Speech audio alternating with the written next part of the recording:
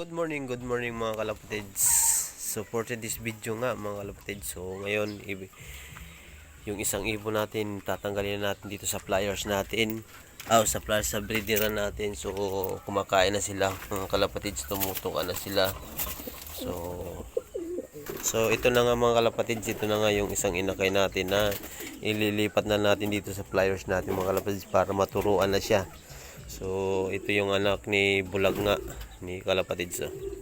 Yun, so ito ang lumabas niya.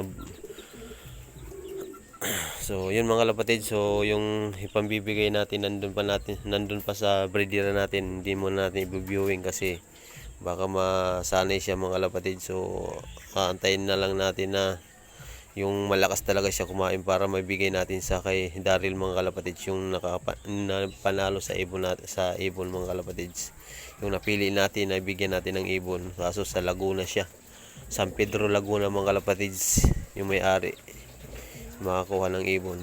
So yun mga kalapatids, so yan siya, yun, nalagay na natin siya mga kalapatids.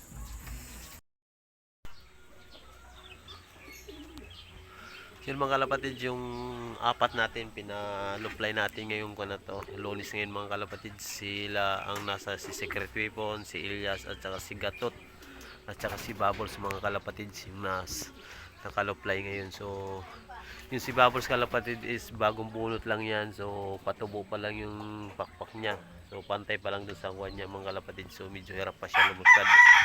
So yung mga kalapatids, si Bubbles yan, yung green shell na yan, yung puti na yung mga kalapatids, si Bubbles yan. So yun mga kalapatids, so nagkuhan tayo ngayon kasi paghahandaan din natin yung mga training ng BBC at saka BBPE mga kalapatids. Yun, so maganda yun mga kalapatids, panoorin nyo kung paano lalanding yan.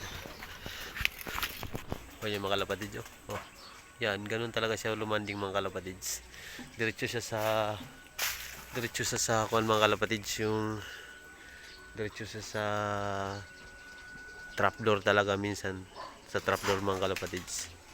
Yun, yung kalapatids si Bubbles yan, so yun, si Bubbles yan mga kalapatids, si Bubbles yan yung kalapatids.